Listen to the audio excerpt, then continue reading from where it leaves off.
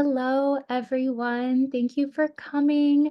Welcome to the Made in New York Animation Project Incentivized Industry Access event.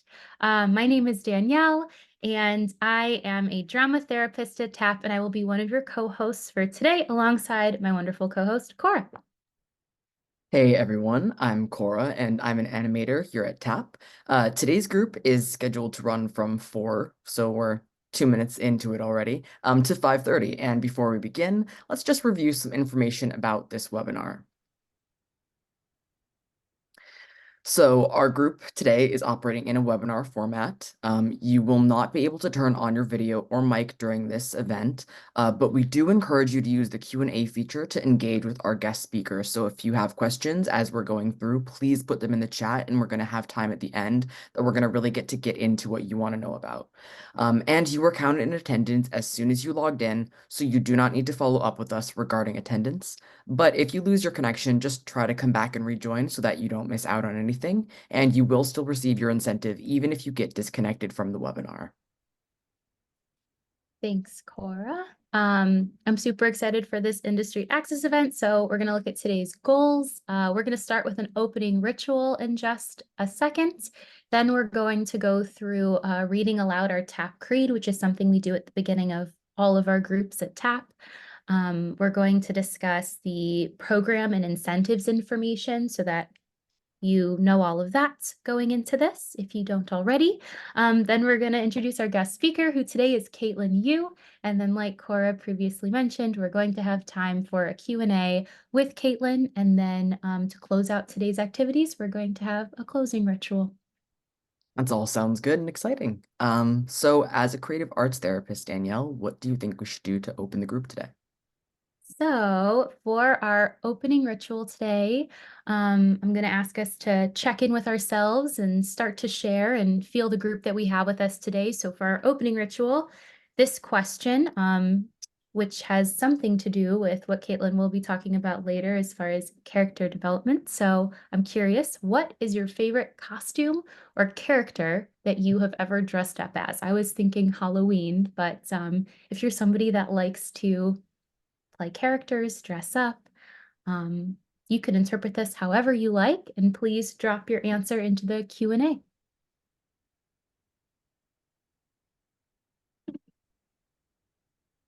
Already have some coming in, dressed up as Elementor from Warhammer. Mm, Georgie from It. I love that movie. That's a great one. definitely. I see I dressed up as Mario for 5 years in a row for Halloween as a kid. I was one of the kids who dressed up as the same costume for 5 years as well. I'm seeing a penguin, zombie cheerleader. That's a fun one. Clown, Elsa from Frozen, I see. Ooh, Witch, Jack Skellington from The Nightmare Before Christmas. Super good ones. The Spider-Man. Um,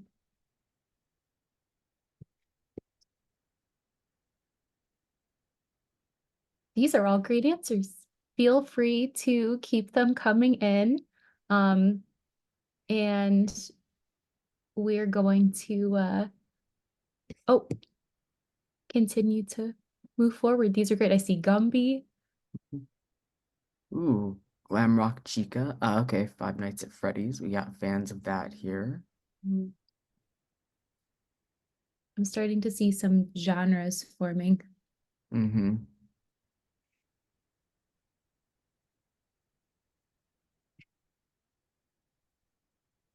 Very nice. Thank you all for sharing.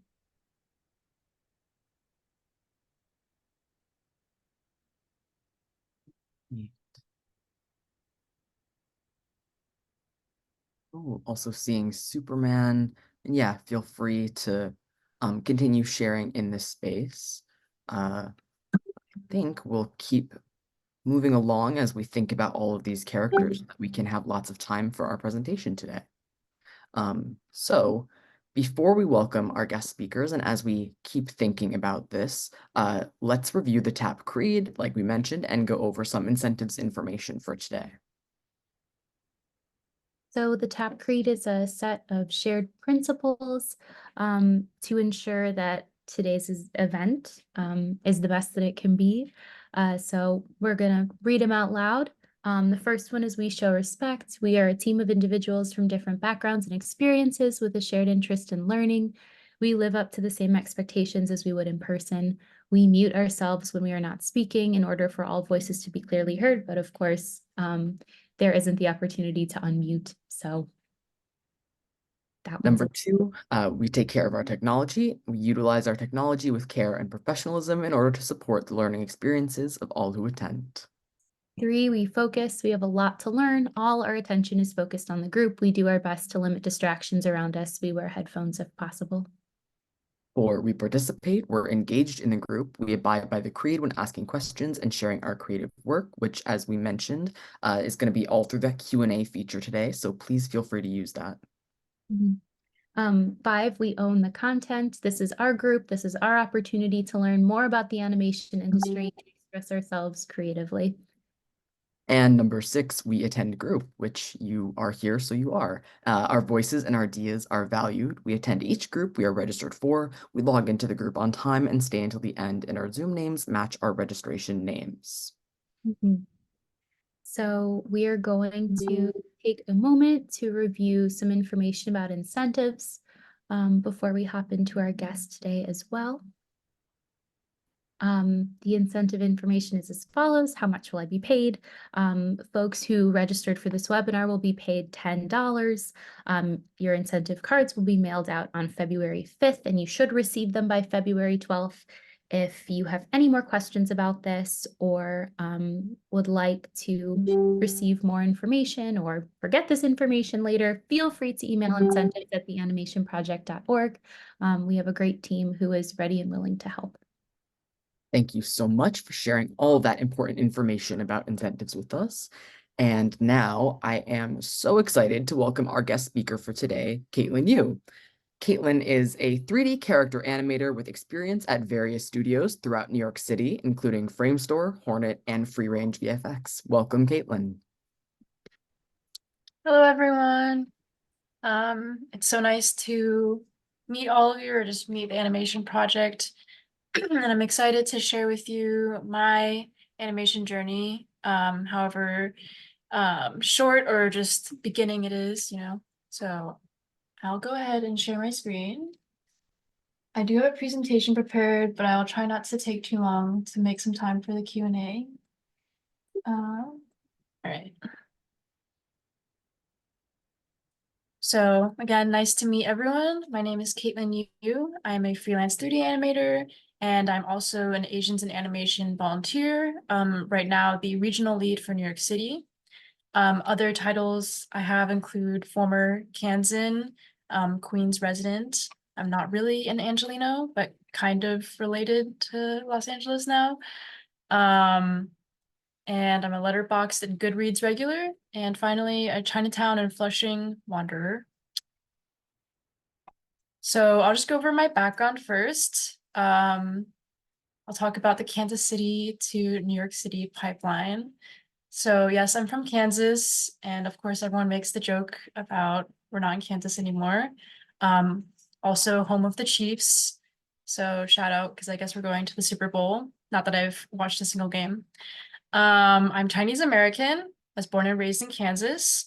I grew up on anime and manga, which I'm sure some of you will relate with. In high school is when I started to pursue the arts, starting with drawing and painting. But since I always loved anime, I think 2D animation was always on my mind.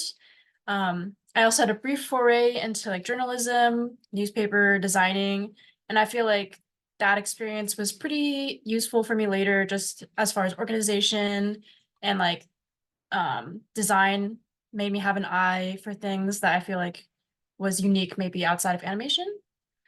I also fell in love with watching and analyzing film because growing up, I actually didn't watch many movies just because my parents didn't really show me any American movies. But starting in high school, I started to get really into that. So then I originally planned to pursue 2D animation, but on a whim, I decided to apply for 3D animation, which brought me to New York. So I attended the School of Visual Arts in New York City, studying computer art, animation, and visual effects. I think now it's called 3D animation and visual effects, which I guess is more efficient. But while I was at SVA, I really fell in love with the city and the people.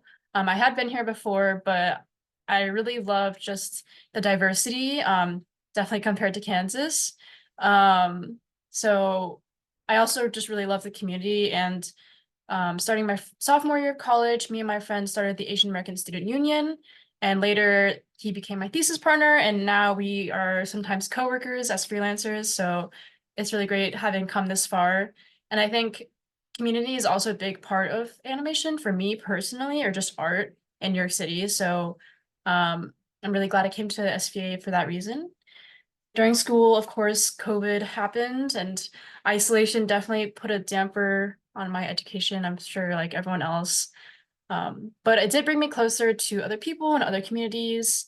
And along with some of the other ethnic clubs, we wrote the diversity, equity, and inclusion demands, which led us to meeting with the administration monthly to kind of develop that at SVA. It's just really good to have, again, like a community. And I feel like some of those people are still the people I'm closest with after school. And I think we're all just always looking out for each other. And as I'll talk about later, animation is really connections and community based. So although it's not directly animation related, it did later, I don't know, come into play. So I thought I could share some of my journey starting from the very beginning. Some people, when they started at SVA, they had already used Maya or learned 3D a little bit, and I had never really touched it before. So just so I can give you a bit of context before I show you my current reel, I can show you my freshman reel. No, I think this is actually my spring one, spring 2020 reel. So this is about halfway through college.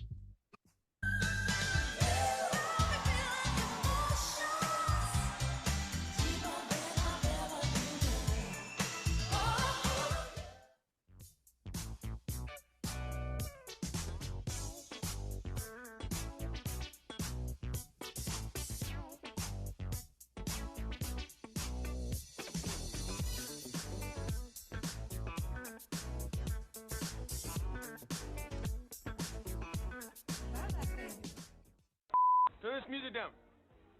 Bossy, booping, love and stuff.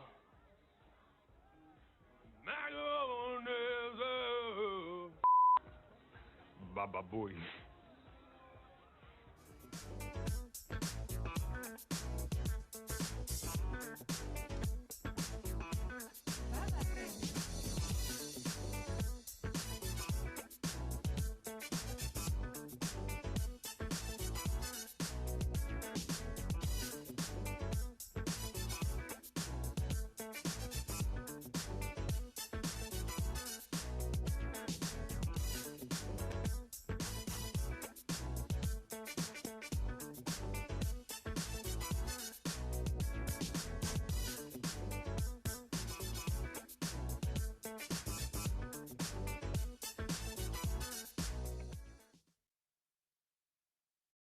So that was my sophomore year reel, which is about halfway through college. And then I can show you my thesis film. Let me try and pull up really quickly my freshman year reel. It should be quick, but I feel like that one shows just how I was at the very beginning of college. But as you can see, SVA, like at the very beginning, they're kind of teaching you all the features and aspects of computer animation. And I know some people, they have an idea of what they want to do, and so it's annoying to try everything. But me personally, I always enjoy learning different aspects. So I was kind of having fun with whatever was thrown in front of me. But later on, I definitely wanted to focus more on animation. But this is my freshman one.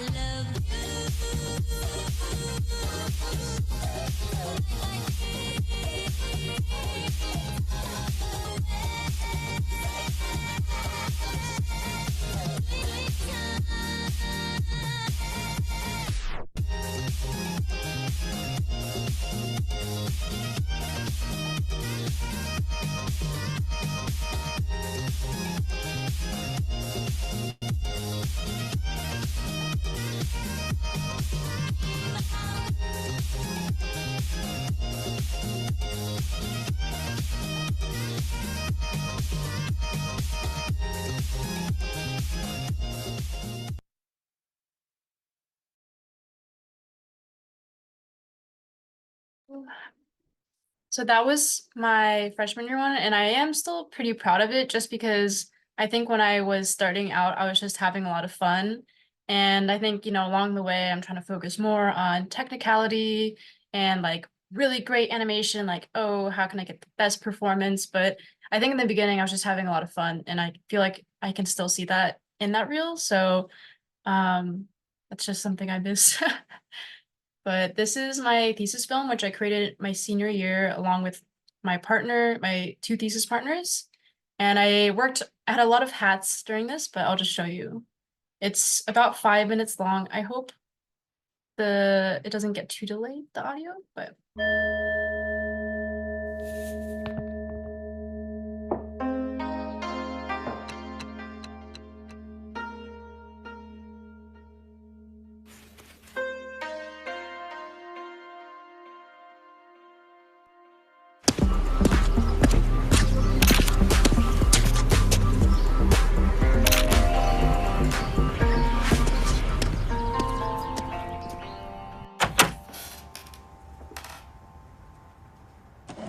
又咁遲返，咪同你講咗而家7月節咯。Sorry，成日使錢，仲唔係使啲咁嘅嘢？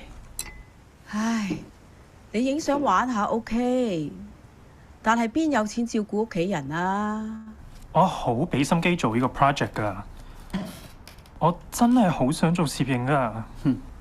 你大個咗就知啦。You never understand。喂，一返嚟，俾我。打啦！ Happy now？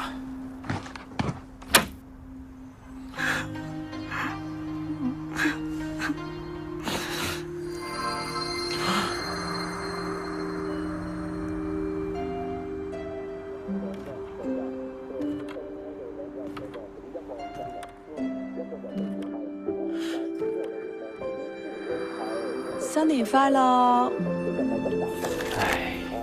貴就貴咗啲，但係你中意啊嘛。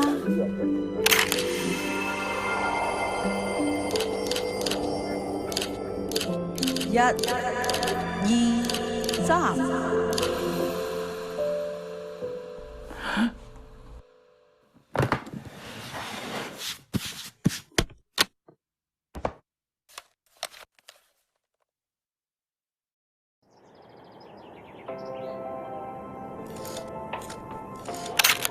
小心啊！叻仔！哎呀！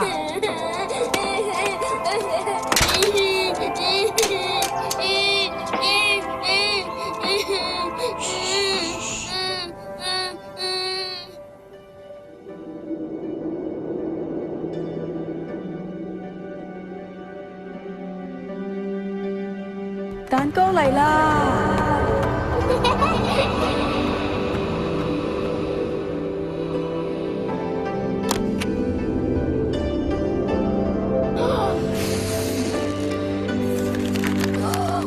！Thank you, Daddy. Wow.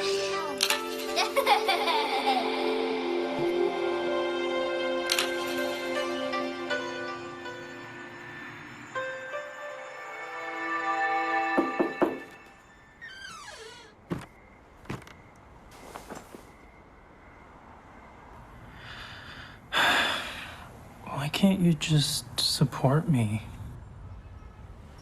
"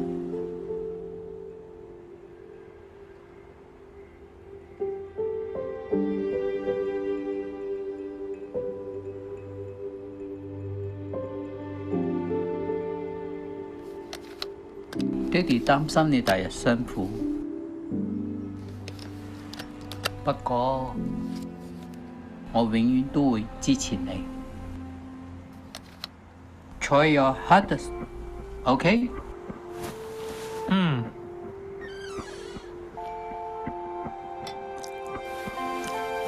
你點都係我哋個乖仔。睇下，爹哋影到咁肥嘟嘟。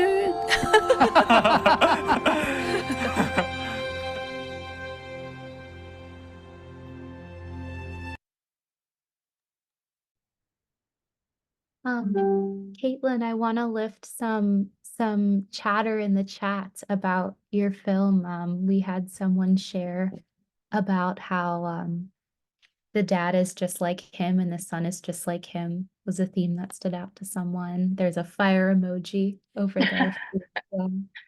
Um, someone has Yeah. said bonkers, so you're generating a lot of enthusiasm.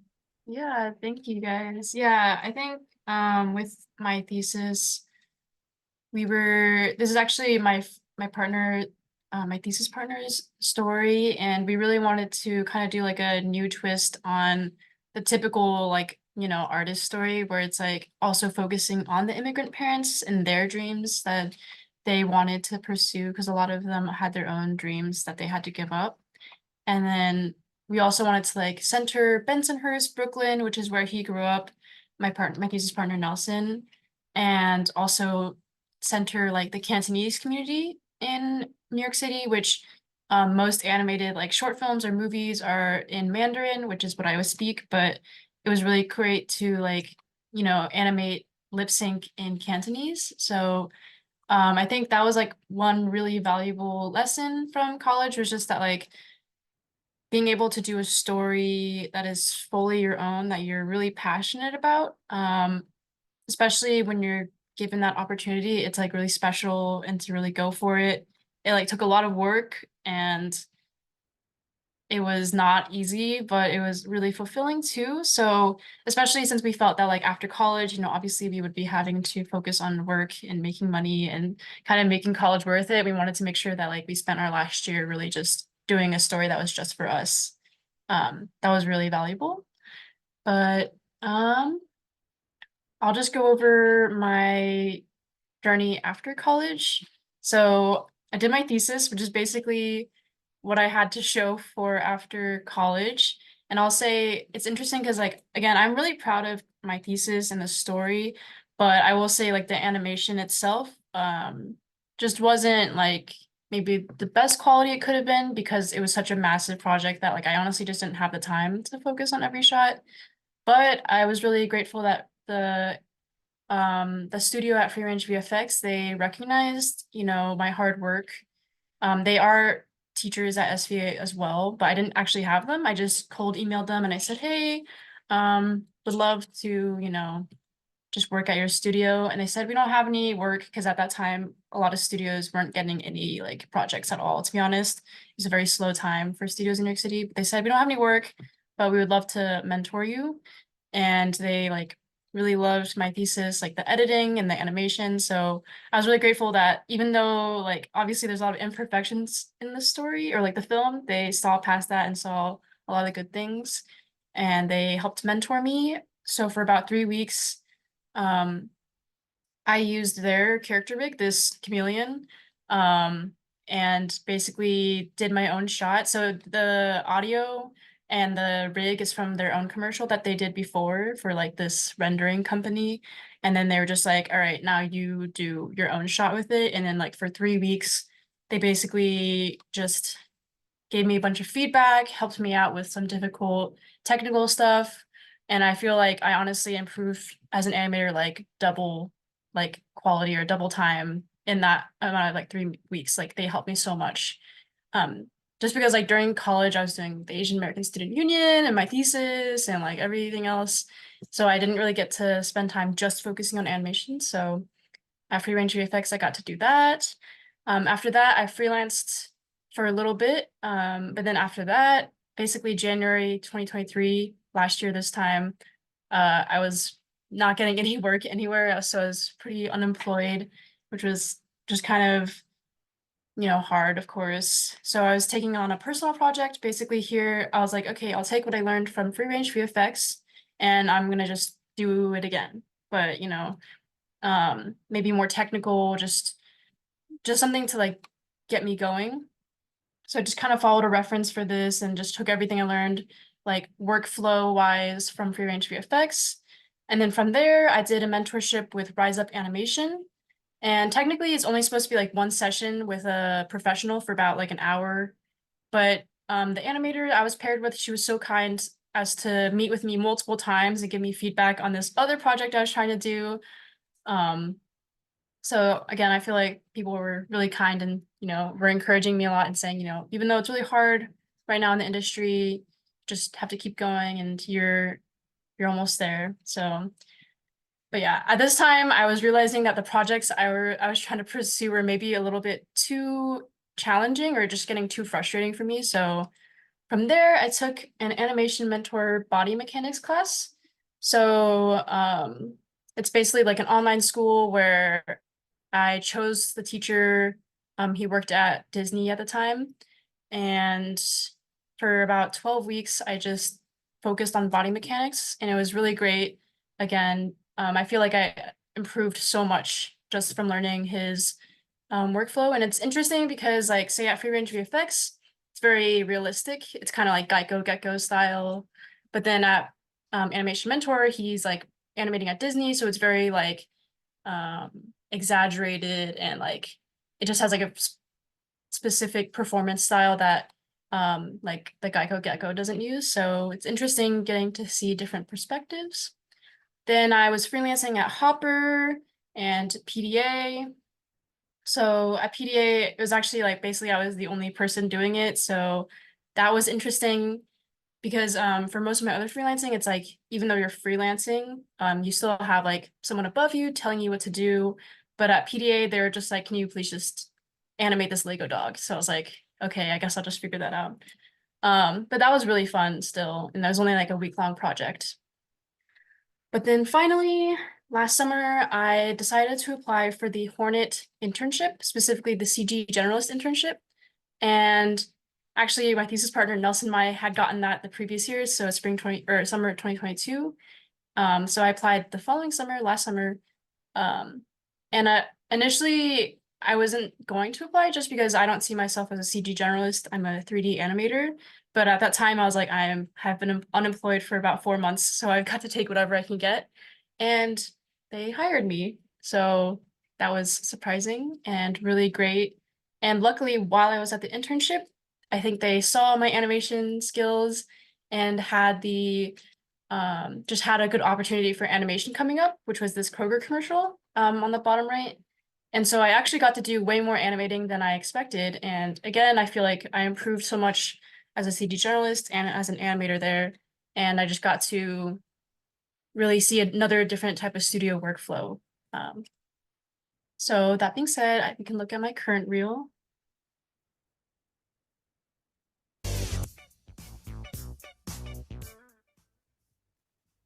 Oh, crikey, what a disaster. Complicated and expensive.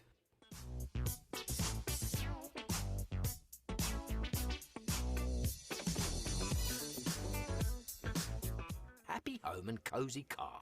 Sorry, I'm listening. We're losing the green in the scales. Turn off the lizard lights. You did it! Making a movie is tough.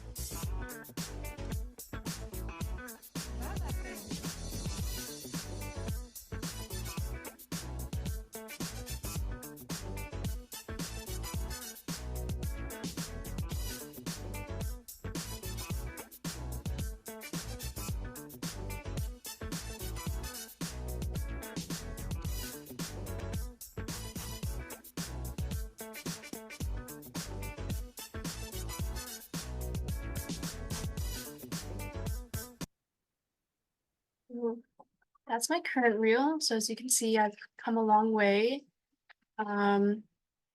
Yes, actually, I'll just go ahead and show the Hornet Kroger commercial as well, just because it went viral on TikTok. So loving can hurt. Loving can hurt sometimes, but it's the only thing that I know.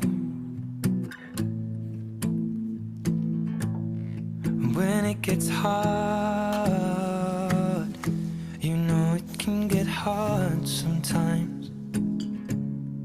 It is the only thing that makes us feel alive. We keep this love in a photograph.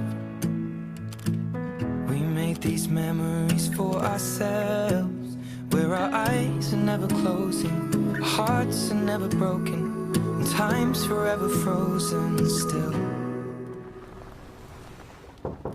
So you can keep me inside the pocket of your ripped jeans, holding me closer till our eyes meet. You won't ever be alone.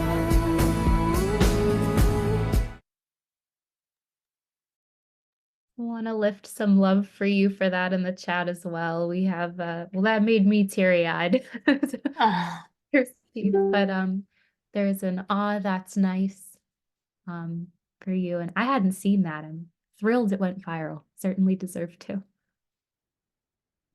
thank you. Yeah, I was surprised. My friends were texting me like, "Oh, didn't you work on this?" And I was like, "Oh, yeah, I guess I did." So it was interesting reading the TikTok comments and just how far it got away from us. But yeah. We also Mhm. have a question about that one, asking if you make the models or if you are given them to animate. So, in most studios, there's like the character modeler who models it, and then there's a character rigger who will rig it, and then there's the animators who animate it. So in this instance, I was just animating them. And like my thesis partner, he's typically, now that he's also freelancing, he's typically the one just modeling it. So I don't model the characters. However, during my internship, I did model some stuff, but usually it was like props, like I did the suitcase or like the houses. But character models are much more intricate. So usually they have someone specialized in character modeling to do it just that, because typically that does take some time. Most of the time, animators are just animating, but sometimes they're riggers, but really animators are generally the more specialized type. So, now that I'm about 1.5 to 2 years post-grad, I'll just share some, I guess, reflections. There are definitely many ups and downs over the past 1.5 to 2 years. It honestly feels like longer than like 2 years. And also at the same time, like it feels like no time at all. But I'll say like I was so excited to get my first email from like, it was like an industry, like she's an industry professional and she was my teacher and she's like, "Oh yeah, I'll send your information to our studio schedulers." And I was like so over the moon because it was like my first professional email, but like then I realized it didn't really lead to much or do anything, but like so it was such a high and then like there were such lows. Like my first job was so stressful. I was getting like back pains and then like unemployment was very like stressful and remote work is just kind of isolating and I'm still getting used to that. And then getting accepted to Hornets internship was honestly also such a weird up because I honestly thought it like they got the wrong person maybe. Like I was pretty convinced for at least a day or two that they had the wrong person, but they didn't, I guess. And then just in general, figuring out freelancing etiquette was it's just all over the place. Like I recently visited China and while I was in China, I didn't have any access to my email. And I was trying to email the studios who were contacting me about working when I came back. And it was just, I didn't have like time to ask anyone that like I usually do, like asking them for advice. So it was just so chaotic because it was like opposite time zones and then I didn't know if what I was doing was okay. And yeah, just overall, I'm still a noob. So I'm sure like you all have had really professional artists come here and talk with like their decades of experience, but I'm definitely still very new to the industry. At least that's how it feels. But other like just general things that I've realized is just that like timing is everything and so much is out of your control. So like in the beginning, I thought like everyone was ignoring me or something, or like when they didn't have a job for me, that must mean they just didn't like me. But in reality was that there just wasn't jobs. And I just graduated into a really unfortunate time. And then, but that just made me realize like later on when I was getting jobs, I just happened to be really prepared and I was, just persistent enough to be like following up maybe every 6 months or something, and they just happened to have work. So it was really my like proactiveness that helped me get to where I am. Another big thing I've realized is that soft skills are really about half of the work and a job. So I think like soft skills are things that you can develop anywhere. So like how well you communicate with people, how organized you are, how you like collaborate with people, those things you can really develop at any job or, you know, in school or just like on your day-to-day basis. And I think a lot of people, of course, I mean, understandably, like kind of forget about that, but it honestly, it really is so important. So like, even though it's like particularly hard to get a job in the animation industry, that's something you can always work on wherever you are. Another thing I realized is that the pandemic has really changed this industry, just especially like remote work and how it is now. I realized this because like a lot of the issues I have with like connecting with people or working remotely are really new concerns. And I can't even ask like seniors who have been working in the industry for a decade or so for advice on that, because to them, they've been working for so long, it's not a big deal. But for me, who's just entered the industry like 1 or 2 years ago, I have to really put in the extra step to like connect with people remotely. Like I have to like message them and be like, how are you doing? Which is like kind of awkward or just something that is not normal, because like before everyone would go to the studio and you would just say hello to people and you would just have like natural conversations. But like now that you really make most of your connections like over the computer, just everything is very different compared to before. But lastly, the thing I'm really realized is just like how kind and generous everyone is. And like over time, I'm just really grateful for everyone who's given me their time and like their effort to get me jobs and their belief in general. I think like a lot of times when I made a step forward, it was because someone was there like believing in me or like encouraging me or like putting in a good word for me. So like definitely couldn't have done it without the help of everyone else. So I did have these slides prepared about like to just share about the East Coast animation industry, because I think a lot of people have in their head Pixar and Disney, which are just on the West Coast, unfortunately. So I wanted to share about the opportunities that are here in like New York City. So for 3D, of course, now you know you can do commercials, you can do TV shows, you can do music videos, motion design, VR, AR, immersive, game animation, mobile apps. It's actually like a really interesting industry over here. You can do a lot of different styles, a lot of different like project timelines. Sometimes they'll be really short, sometimes they'll be really long. Sometimes they're 3D, 2D mixed. So you'll definitely get to experiment or like just experience a lot of new media while you're here. So that's for 3D, and then for 2D, it's the same, but it's just like advertising, TV. You can still work on features while here. Motion design, music videos, apps, editorial is a big one too. So there's definitely a lot of opportunities here. I've had friends who worked at Augenblick and Titmouse and Hornet, of course, Nathan Love, Buck, etc. Like there's a lot of opportunities here. And I compiled this for another presentation I did, but thought I would share it here too. It's just, here's like a list of studios that you can work at while in New York City. So there's quite a lot, and they range from like medium-sized or like maybe big studios like that, you know, are like Rockstar or like Epic Games, which I have a friend who works at Epic Games remotely from New Jersey. They also are like mid-sized, like Hornet, or Framestore. Well, Framestore is pretty big actually, but then or Psyop. And then there's like really small ones that maybe you haven't heard of before, like Scholar or Odd or Hopper, but they have a lot of jobs. So yeah, go ahead and screenshot it if you want. There's also some Midwestern studios on here because they commonly work remotely with the East Coast.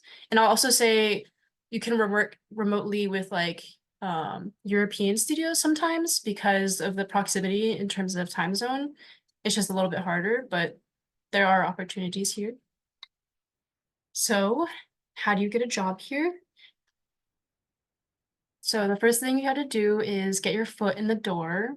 And I'm sure most of this is not new, but internship, of course, is like honestly probably the most surefire way, or just like that the most definite way to get into the industry. It's like unfortunate because like I wish you could just get a job instead of having to do an internship first. But unfortunately, most of the time they're kind of like testing you to see how you would work with them before they pay you full rate. Another like nowadays less common but still common way is a runner. Like for VFX studios, you can be a runner, which means like you're maybe running to get coffee or print stuff, but you could also be observing how the studio works, or as a PA or production assistant. So it's more organizational job. It's still really informative because you're seeing how the pipeline works and how the artists work. So I have a lot of friends who have gotten into industry through a PA job as well. Another big one is connections, of course, because this industry is so small, it operates word of mouth. So most of my jobs, it's been someone I've worked with who said, hey, there's this job and I think Caitlin would be a great fit for it. But there's also like friends and seniors who help you get in as well. So it's not just like, say your boss, but like a lot of my friends who graduated with me. Another way is to cold email. So I did cold email someone and they did teach at my school, but they would never have known about me unless I had emailed them. So I think, and they said specifically that they were interested in working with me because my cold email seemed very personable and like seemed like I was a regular or like cool human being. So I think that is a good way to get your foot in the door. Of course, a lot of the studios will ignore you, but that just is how it goes. And then the last one is job postings. But unfortunately, especially here, usually the studios are working so quickly that they don't put up a job posting. So usually like for job postings, they may already have someone in mind, or it just comes by so rarely. So that's why I say connections are important, which I feel like is a really annoying thing to hear. I definitely got annoyed by it in college, but it is just the reality. And I know it's especially easier to gain those connections if you do go to like an art school, but that's not accessible for everyone. But that being said, I do feel like the animation industry really exists online now. So a lot of people have been getting into the industry without like an art school education or anything like that. So I think most significantly, people join Discords, they join like local organizations or like online organizations. A lot of people just make friends on social media just by engaging with them. Like they post a cool animation or a cool illustration and they just say, hey, I really like your work, and they follow each other and then they become friends. People meet up for coffee or go to like local conventions or events and meet. So there's definitely a lot of ways to get connected with other people. And I think more, or at least for me personally, now more than ever, people are interested in meeting face to face or just making genuine connections. So it's definitely an opportunity there. Other ways to find jobs are through following recruiters and schedulers of specific studios, because they usually post, or they're usually like advertising their jobs, or they're resharing other opportunities. So here are some that you like may know, like Titmouse, Nickelodeon, Framestore. These are some people who are recruiters there. I will say for Titmouse, Ellen Sue is leaving her job, but there will be someone to replace her soon. So I'm sure if you follow her, you'll find out. And by following them, I mean on like LinkedIn, because I feel like a lot of people are on LinkedIn right now.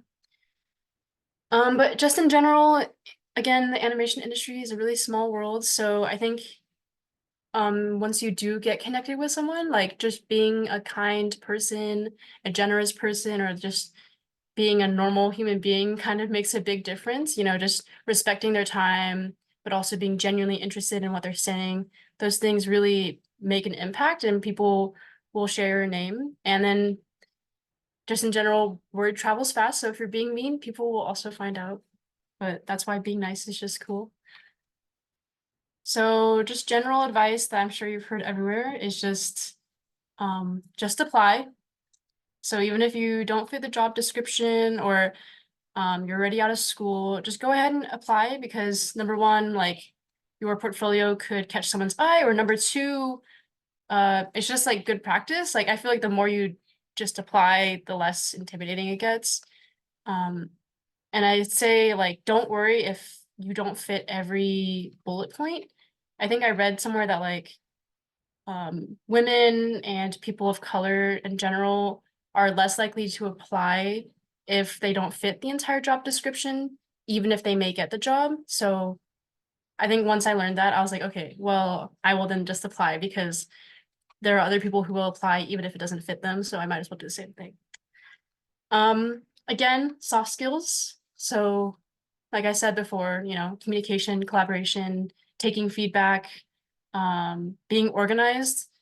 So I think those things are, again, things that you can develop anywhere. So like when you're applying, say you don't have like a super long resume that where everything fits animation. I think there's a lot of people who apply to the animation industry with jobs like I worked at Target or I worked at Starbucks. And they still say like things that can apply. For example, like maybe if they're like the manager, they like tracked the budget, I don't know, or like, you know, they interface with customers, or they just were in general like communicating really well with, you know, the rest of their team workers. Like those are genuinely like desirable skills. And it's like people like artists who are really poor in those fields are generally less easy to work with, even if their art is really good. So yeah, the last thing is to just be patient. And I think I definitely needed to know that when I went in, but I didn't. Just breaking in just takes time. Even when you're doing everything you can, there are things that are outside of your control. And when you know you're doing everything you can, then all you can do is just wait and see. So yeah. The last thing I want to share for just advice is just maybe some advice for cultivating your creativity, or, you know, thinking about how to be a storyteller is just, I think most of this is just like live your life, you know? You have to make sure you're enjoying your life. People who are born and raised here, they get connected with mentors, get to do Q&As and whatnot. So if you're 17 to 24, feel free to apply. But yeah, that's it. Thank you for listening to my ramble. But if you have any questions, definitely drop it in the Q&A. You can feel free to connect with me on LinkedIn or follow me on my Instagram. I don't really post though, but yeah. Yeah, any questions? Thank you, Caitlin. No problem. Cora and I are going to moderate the Q&A. There's a bunch of questions that came in throughout your entire presentation. Just kind of work our way down from the top. We have one question here. How long on average does it take to complete a 3D animation? Well, that's a hard question to answer, but I'll just say, for me, like if I'm only doing an animation, say I get the rig for free somewhere, I'll stop sharing, but I can get the rig for free from online. There's a lot of free rigs online, and so I don't have to do that. And then I can literally do like a plane, like basically I don't have to build an environment. Then I think it just depends on me. Like say, I wanted to do like a 10-second animation. Like that was a personal project I was doing last year. That was definitely a bit ambitious for me. That probably like the leopard one where he's going down the branch, that one took me about 3 to 4 weeks, just because I was working on it like every day and like slowly getting there. It does take that long. But I would recommend, like for me personally, next time I do a personal project, I'll probably do something shorter, like 2 to 3 seconds, or maybe 3 to 5 seconds. And maybe that can take me about a week or two. But I'm also getting faster. So I'll say like for like a 3 to 5 second animation, I could probably do it within a week, or maybe like if I wanted to perfect it, just take another week to perfect it. But by now I'm working a bit faster. But for like an actual project, say like my thesis film or commercial, I think it just depends, because sometimes you're waiting on client approval or like client notes. So like sometimes your animation may be fine, but they may have notes for you. Like, actually, I want this character's performance to be less active, or actually, I want this character to be happier. Then you have to go back through and fix it. So the project timeline can vary from project to project. For example, the one I'm on right now is 4 weeks long, which is, I would say, pretty long. That's definitely that's probably I feel very relaxed while working. Another one I worked on, you may do like 2 weeks, and that's like, okay, I'm really, really stressed right now. Or like 2 weeks, you're like kind of pushing, but you're probably doing multiple shots. So I do know for like TV studios, like studios that do TV shows, they usually have like a quota of like, say I have to get like, I don't know exactly what it was, but like 5 to 7 seconds done within 1 day. Something like that. So it's like, it really just depends. And then again, the more you work, the faster you get. So something I would take a week to do, someone else could probably do within 2 to 3 days. I thank you for sharing all of that. There's a couple comments that have flowed through that I just want to make sure. There was a wow, 4 weeks Yeah. emoji celebrating that, and then a little bit about thank you for all the great resources. It was a great session. So many golden nuggets was another comment. Someone said, Caitlin, your slides really summarize everything so well. Lots more supports. And then thank you. Another question that came in was, during your time at school, what was the aspect of animation that you had to spend your time most on that was difficult for you? Timing and spacing, getting used to the graph editor, or something else? Oh, that's a good question. I would say it did take me a long time to get used to the graph editor. If you're familiar with that, it's I feel like it took me like over just like working with it over a span of a couple of years to get used to it, because I feel like for a while I honestly just didn't know what I was looking at, and only during Animation Mentor did I become really familiar with it, to be honest, which is crazy because that's like not even during school. But I think the hardest thing for me was just figuring out how things work in 3D, because how you're taught is like everything works in poses. But then like they didn't really teach you too much about how things flow between poses. So like that was like my 2D brain, is like poses I can get, because like how does it look towards the camera? It's very simple. Like, does it look good or not? But then you have to figure out how they go from one another. So I think again, during Animation Mentor, that was like really a good learning opportunity for me to learn how to best animate in 3D, basically. But We have another question as well. These two are both kind of about your personal journey. So the first one was about how you ended up doing 3D as opposed to 2D, and then so kind of looking backwards and then forwards to what your goal in the industry is. If you want to work in movies, continue with commercials, something else. so what drew me towards 3D instead of 2D, right? Mhm. Well, it's kind of like, I feel like it wasn't anything super strong. I like toured SVA, and my mom didn't know we had to like reserve a specific major. So the only one they had available was 3D instead of 2D. But so the person who took me on the tour was like a 3D student, and she was like, oh, to be honest, like 2D is super hard to get into, and there are no jobs for 2D, so I would just recommend 3D. And at the time I was like, okay, like sure. But then I thought about it and I was like, I don't know. I don't even remember why. I just think I just went from clicking 2D to 3D, and then I just submitted it, and then I got into SVA, and I decided I wanted to go to SVA, and now I was in 3D. But I think also I did do a pre-college program at Pratt in 2D animation. And I think during that time, I just realized maybe 2D animation wasn't for me, like just drawing every image. I think I still really like it. And to be honest, I still think about getting back into it too. So it's definitely not over for me. And I will say that I don't think like there are no jobs for 2D, like that tour guide told me, but there are a lot of jobs for 3D. But I think for me also is like I just wanted to animate. So whether it was in 2D or 3D, it didn't matter to me because like all the animation principles are the same when it comes to it.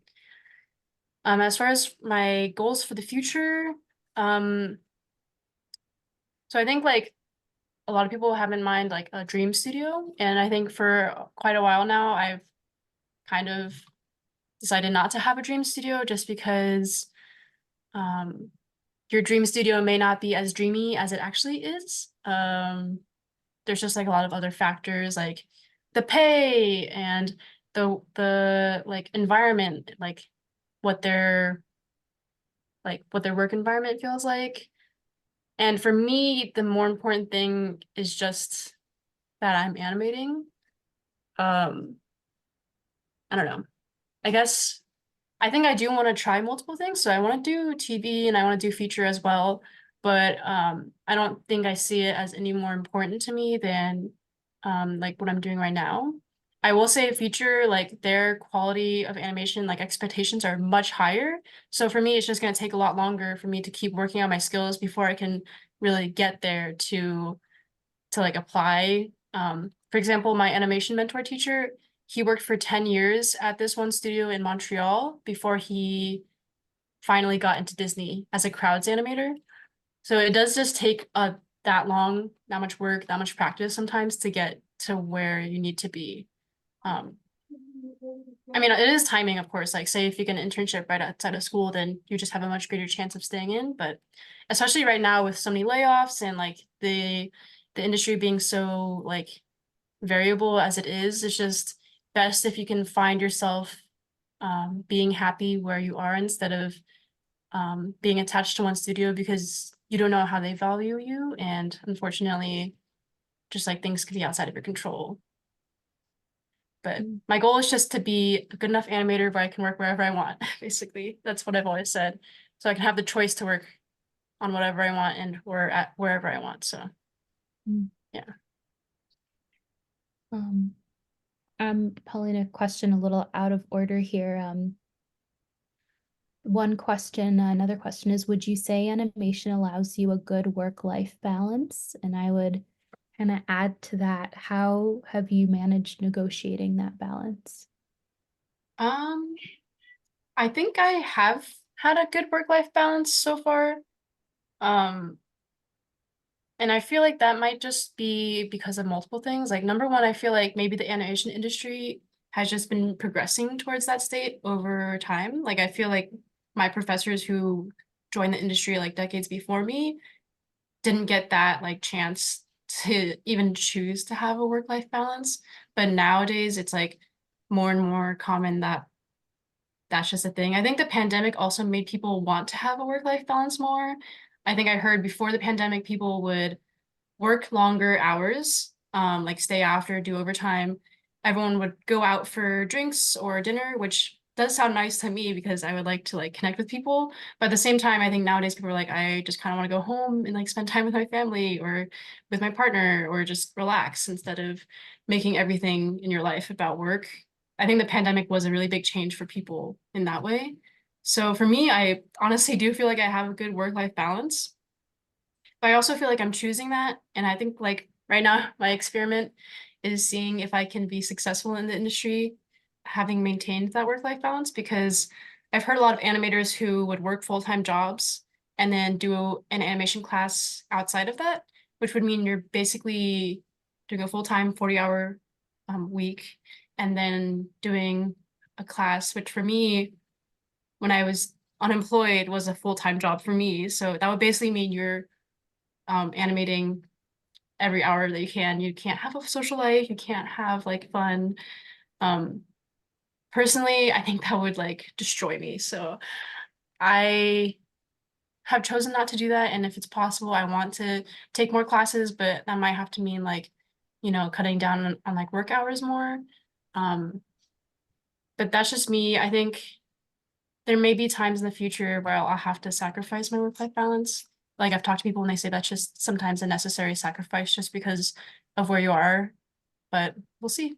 So far, so good. Yeah. Thank you. What's that? Thank you for sharing about your experience with that.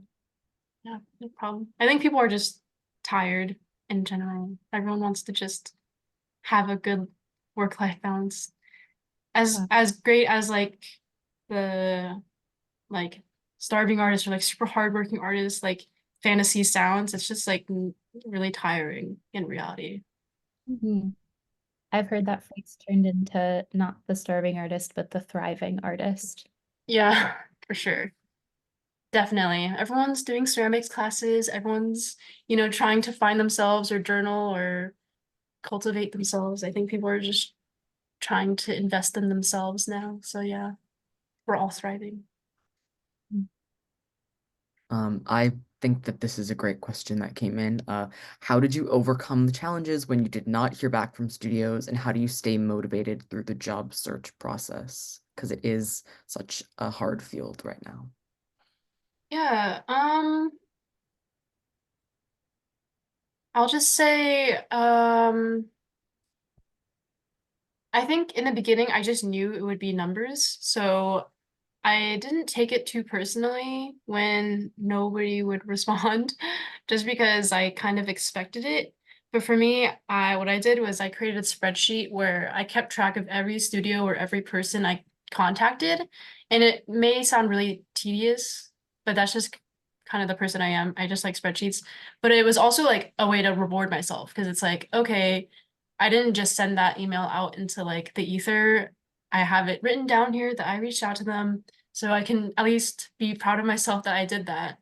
So every time I would do that, to me, like marking it down was like a prideful thing. And then after I hit like 100, I was like, dang, that's crazy. And even after having reached out to say like 100, I did get back maybe like 5, 10, 15 responses. And honestly, those responses themselves were encouraging enough. So like, I think that was good. Also, I would like contact my teachers and keep in contact with them, like kind of updating them or maybe asking them for advice.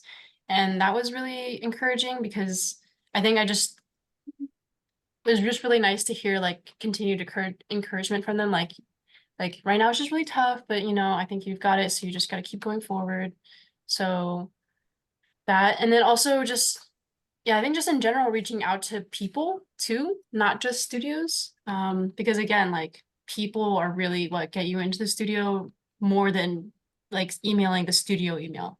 So like, say I met like an animator, I would just be like, hey, how are you doing? I'm an animator too. Do you have any advice for me? What helped you get into the industry? What did you find was successful for you? You know, not being like, hey, I want a job, get me a job, but being like asking them questions because I think when they see that you're really curious and you're really hardworking, that you know, that makes them feel like, okay, hey, I can like provide this person advice. And then just thank them for their time, of course. But I think like speaking with people is more encouraging because you do get a response most of the time. And then like a lot of times they're encouraging, which is really nice. That's why I say like the animation industry, like it's very community based, it's very like people based. So if you just try and engage with the people, then you'll have some like, I don't know, connections to like keep you going. Picking up on that, the red thread of community and connection, someone wants to know, when you collaborate with other animators, do you let others help you animate if you are stuck on it? So curiosity about what that collaboration looks like. Yeah, so definitely I feel like for me or like for most animators, you do just stay on your shot just because, you know, later on when you put in your reel, you want it to be, it just gets confusing when multiple people have worked on that shot. But animators are very like feedback focused. So say for like the Kroger commercial, we would often do like watch downs or dailies where all the animators would join, the directors would join, the producer would join, and then we would go over each shot and give feedback.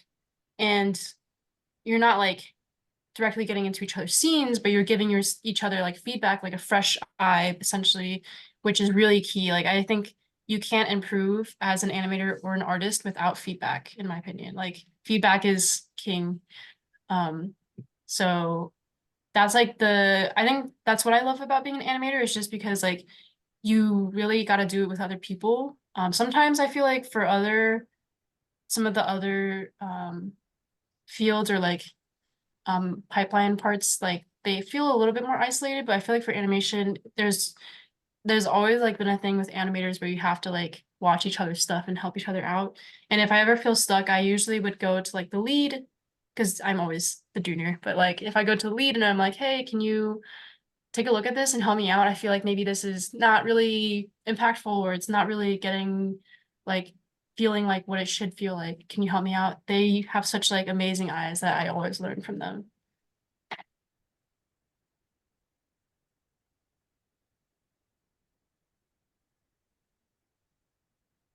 So many good questions and comments still coming in the chat. Oh, someone just asked what a favorite project that you've done is. I would say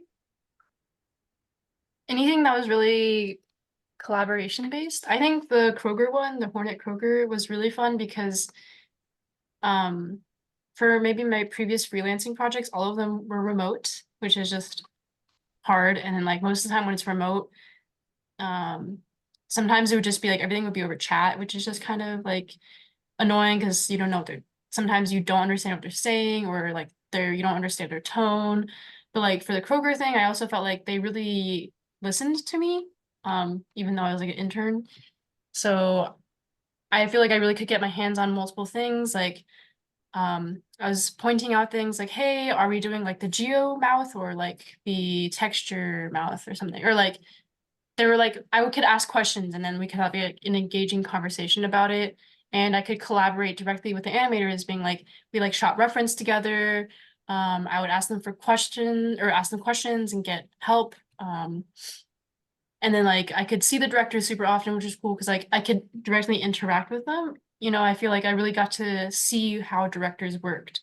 And that made me realize like, wow, okay, being a director is kind of cool. Maybe like it's not as far away as I thought it would be as a job. So maybe I could be that one day.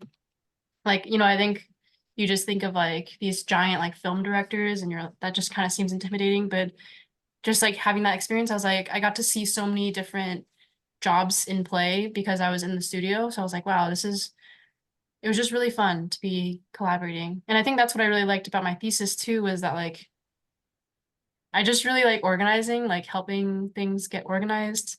So as the like producer of my film, I was like leading animators. So I was like telling them to give me shots every week, or like lighters or compositors, and like I think just like being fully hands-on in the entire project, understanding how it works, and then being able to like actually have a say in it is probably my favorite thing. So any project where I can do that is fun. Are there any books that you recommend for artists or animators?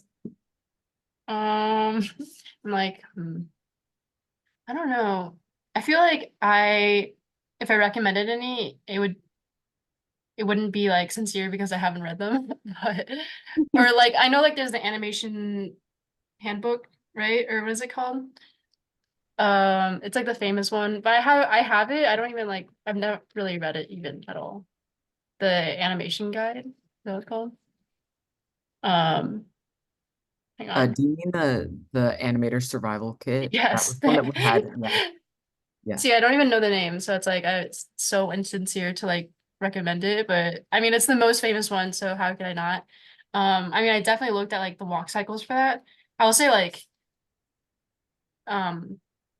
those are very cartoony, it's a very cartoony style. So like in one of my classes, my teacher was like, he was like the Geico Gecko master, and like the Geico Gecko is very like realistic. So the way he taught animation was like kind of focusing on more realistic stuff, and like the animator survival kit, like that walk cycle that you'll see in there is a very, very cartoony walk cycle. So I learned quickly from there that like it's a good like starting point, but it doesn't cover all bases. But I will also say this is kind of like not maybe what most people think of, but my friend got me this book. It's called The Queens of Animation. And she got it for like $2 at like a bookstore near her. It's not $2 though, but it was at that bookstore, it was $2. And it's basically like the untold story of the women who transformed the world of Disney and made cinematic history. I'm not done with it yet, but it is a really interesting read to kind of see like this forgotten history of Disney animation, all these women who made like animations there. So I think that's a really good read. And just in general, like even like recently, like with Brave, I think it was, like I guess it's just that like women are still being overlooked. I think it's getting better every year, but it's still like an important thing to remember. It's just like all these women who have really paved the path before us. So that was an interesting read. I recommend it. I just thank you. I want to name, we've got time for about one more question before we move to our closing today. I don't know if you had one in particular, Danielle. This one I think is maybe a good one to end on. Someone saying they just finished a 2D animation course over the fall, and they're asking what you think a good thing for a beginner 3D animator to, or someone interested in getting started would be. There are a ton of 3D animation and 2D animation courses online. Like so many that I feel like even if I said a few, it wouldn't cover everything. But like, for example, Animation Mentor, they have like Intro to Maya. So that would literally get you started from like having no experience in Maya whatsoever. But there's also like Anim School. There's like so many animation, like if you look up 3D animation school, there are so many. There's also like artists who just do individual mentorships, so that is really great for like you don't have to go through a school or anything. There's like Kyosil, which I can type in it. I think it's Kyosil or something. That's like another one I've seen pop up. There's also, so like for 2D, say like there's warrior art painters and they do their own courses, and but they also do like a lot of community-based stuff. Like they like draw together every day doing like some sort of painting or like gestures. Asians in Animation also does like portfolio sessions where you can like work together. I feel like I was gonna say, oh, Rise Up Animation. I recommend also. It's free mentorships for by POC artists. So, and they cover a vast amount of like fields. So sometimes they're closed, like some of the fields are closed, but then other times they're open, and you can only apply, I think, like once every 6 months or a year, or like after you do one mentorship, you have to wait a while, but it's a free mentorship. So that's a really great resource. So yeah, I think just look up 3D animation school. There are so many, like I feel like I don't even know all of them myself off the top of my head, but there's so many online schools. Yeah, I think that's a great answer. Thank you so much for that. And I think that kind of brings us to the end of our Q&A time today.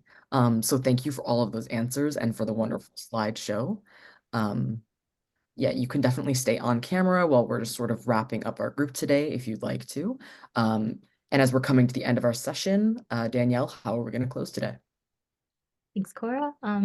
So today for our closing question, the closing ritual is going to be drop a word or two into the chat about what is one thing you will take with you from today's presentation. Interpret that however you like.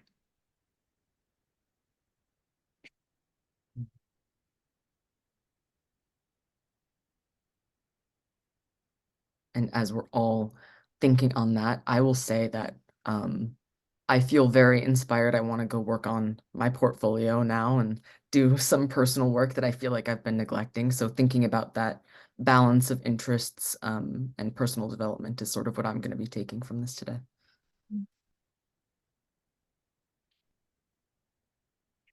A couple answers have dropped into the chat. To be patient when you're trying to break into the industry. A couple people said being patient is a big time key to your achievements. Timing is everything. Perseverance and persistence is important. We have keep going and not being too hard on yourself. Just really the encouragement to continue working on your portfolio by drawing and using new techniques. Absolutely.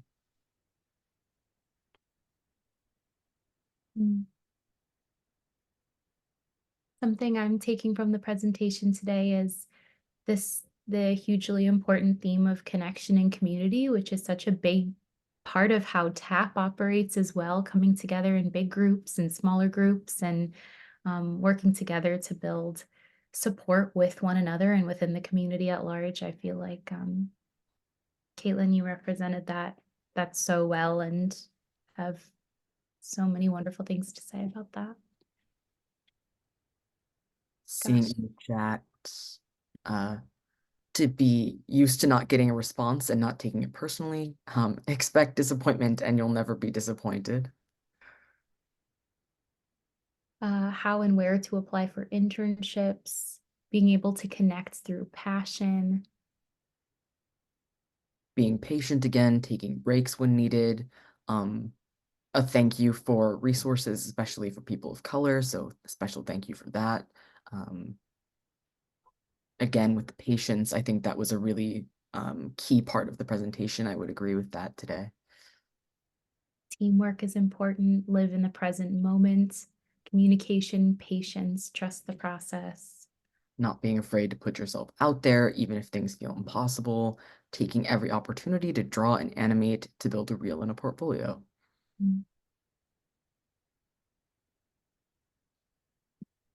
One thing I'll take from the presentation is network and never give up.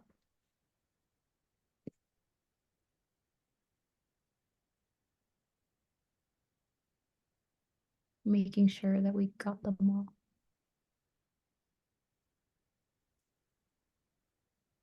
Communication, patience. I don't know if we said the phrase trust the process, but I think that that is also a good one.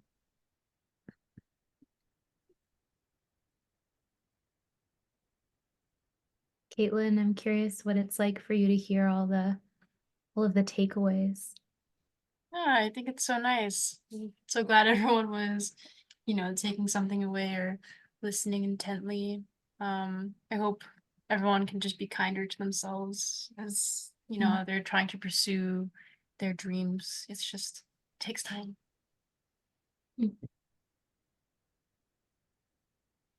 One of the most important aspects of animation is forming connections with others.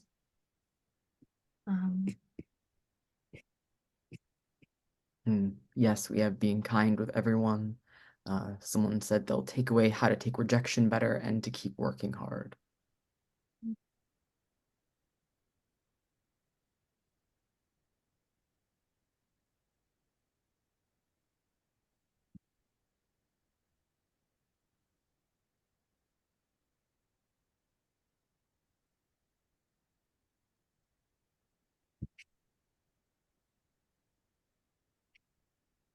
Any other takeaways, feel free to share them in this space. There was so much good information, so many resources, really great links and names that you dropped. I feel like everyone in this space definitely hopefully had the chance to grab screenshots and grab those links that were put in the chat by some of TAP staff as well. If you need, to go check those out on your own time, those were being put in the chat. If you haven't taken a look there, make sure you grab those.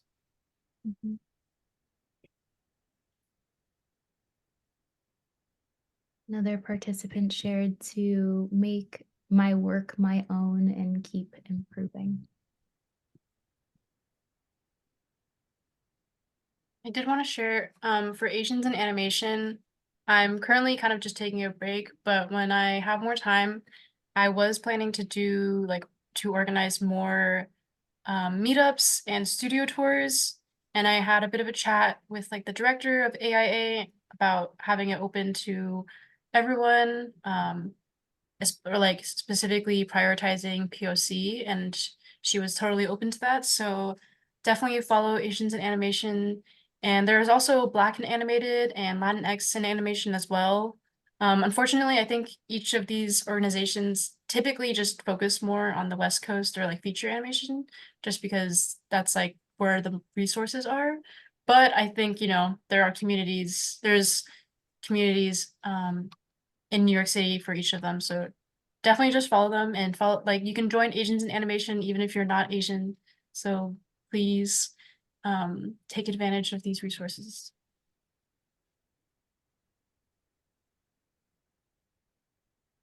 another takeaway, my takeaway is to always knock on doors and go into the ones that are open. Always take any opportunities that you have.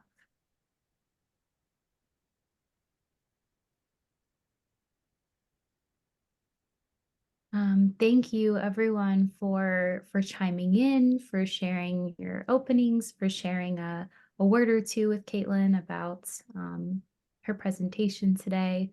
Thank you for your participation. I'll toss it over to you, Cora, to start to close this out. Yeah, so as we're coming up on the end of our group, thank you all again. I'll also say you had great questions, and I think all of us really took a lot from this presentation. So thank you to Caitlin and to everyone on the TAP team who made this event possible behind the scenes, because, you know, all of these people on Zoom, it's definitely a lot to coordinate. But thank you for all of you for being here. And again, you know, thank you, Caitlin, for speaking with us. If you'd like to join a TAP group in your community, we currently have 2 in-person opportunities. Join us in Harlem on Mondays or the South Bronx on Wednesdays at 4 for our animated storytelling groups. You will see Cora and I there. No registration is required. Just show up and earn $15 for every group you attend. Follow our website and social media for more updates about that. And thank you again, Caitlin. And we hope you all have a wonderful rest of your evening. Stay connected with TAP. Here's all of our links, all of our social media. Those are also going to be in the chat for you, but we really hope that we see you guys in person and at the next IAEs. And thank you for everyone for being here. Thanks for having me, and thanks everyone for coming. Thank you. Bye, everybody. Thank you. Bye, everybody.